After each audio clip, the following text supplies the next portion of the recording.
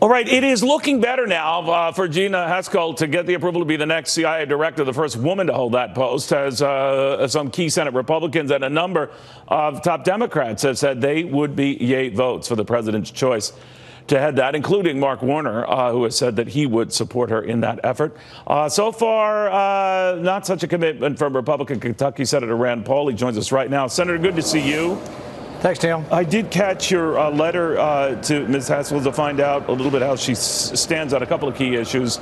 Most people seem to think that, this has to do with torture. Well, actually, your letter addresses far bigger issues. Could you explain? Well, I'm concerned that there are reports that John Brennan, the former head of the CIA under President Obama, that he was cooperating with British intelligence to spy on the Trump campaign. This is a big deal. Now, some are saying, oh, it was just incidentally collected. It's still a big deal. And there is a question. There are some accusations that it was actually ordered by President Obama's administration, either through John Brennan or others. Gina Haspel is the acting director of the CIA. She's high enough up in the CIA. I think we should know what she knows about whether the Trump campaign was surveilled upon. We do know that John Brennan, since he's left government, has become an outspoken partisan against the president in very defamatory terms. So, yes, I'm concerned about Gina Haspel being a close acolyte of John Brennan. I'm also would like to know from her before she's appointed, if she is indeed appointed, I would like to know what does she know about the surveillance of the Trump campaign and why was the CIA involved? Do you think that she shares former Director Brenner's contempt? I think that she is a close acolyte of John Brennan, so I think some have called her a protege. And I worry that now we've seen John Brennan's stripes. We've seen that he's a dyed-in-the-wool partisan, a hater of Donald Trump. And so I don't want people running our intelligence agencies that have an axe to grind or have some sort of partisanship lurking beneath the surface. So there's many reasons why I oppose her. Number one still is torture, that we shouldn't torture and we shouldn't reward somebody who's in charge of a torture program. Number two, we were sending people to be tortured. The CIA was sending people to be tortured in Assad's Syria. Now we say Assad is a terrible guy because he gassed his people in all likelihood. Well, we didn't. Somebody in the CIA thought he was a great guy because he was so barbarian and would torture people. The problem is about 20% of the people that were tortured were the wrong identity. We got the wrong people. And that just is a mistake in a dark period in our history, and we shouldn't reward someone like Gina Haspel.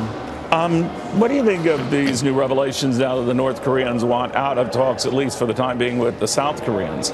Some say that is a preview to maybe walking out of upcoming talks with the president.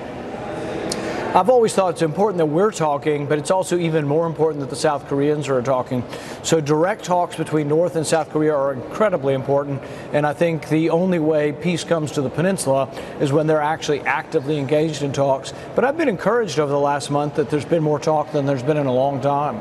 All right, so if for some reason the North Koreans are suddenly making a big to-do about the joint military exercise we have with the South Koreans, do you believe that?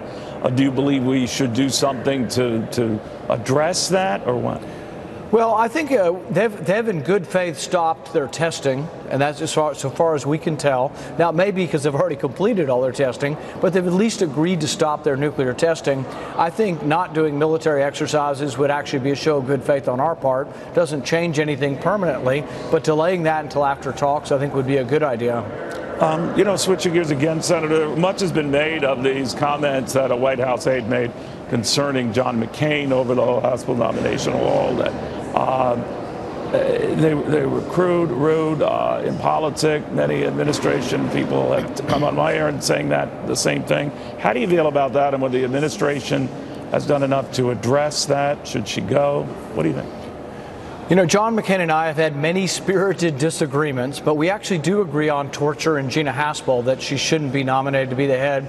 So I try to find areas of agreement when I can with John McCain, and I think it's something that is obviously inappropriate and should not have been said. Would you fire the person who said it? If they weren't for me. Does it trouble you that she's still on the job? Well, you know, I can't control everything. I try to have my hands in a lot of things in Washington, but I can't control all the personnel decisions at the White House. I do think it was inappropriately said, and I do think that when we can find agreement, we should, and when we have disagreements, we should have them, but we should try to not make them personal if possible. The president's been much more concerned with the leak itself. What did you think of that? Well, it is important that you be able to discuss things behind closed doors and that you not have everything said in public. And so I think they do have a problem with the White House with leaks. But I think they're both the problem, both the insulting nature of what was said and the leak. You know, you're pushing, meanwhile, a balanced budget plan. We don't have much of time, but is it your concern here that no matter what you do, they'll just keep spending willy-nilly? Republicans say they are conservative. They say and vote for balanced budget amendments that balance in 5 years, but then they do the opposite. They vote to bust the budget caps, and they give us more and more debt. So I'm putting forward a balanced budget. It balances in 5 years. It's called the penny plan. We cut 1 penny of every dollar. This is exceedingly popular with the American public. It's what we say we are for. I'm going to give senators on Thursday a chance to vote on this. It will be a privileged vote. I will get a vote, and conservatives will be put on record whether they're really conservative or not. All right. It makes a lot of sense. I want to have you back to talk about that because it's actually far less painful than people would think. Senator, thank you very much. We'll have more. Thank you.